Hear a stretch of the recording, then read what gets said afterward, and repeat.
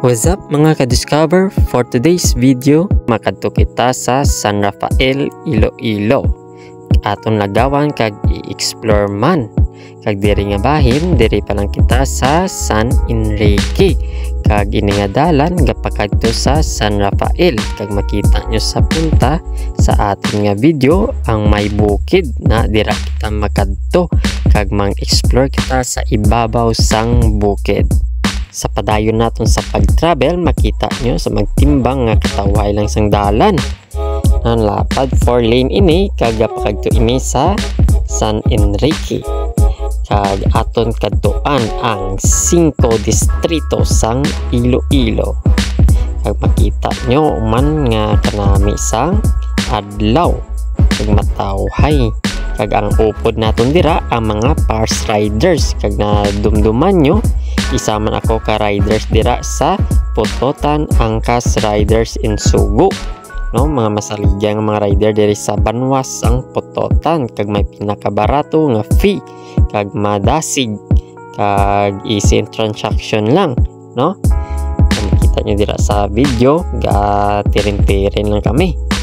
Nan makita nyo dira ang bukid ka San Rafael nga aton ilagawan, i-explore kag discover naton kung may ano yara dito sa ila nga lugar.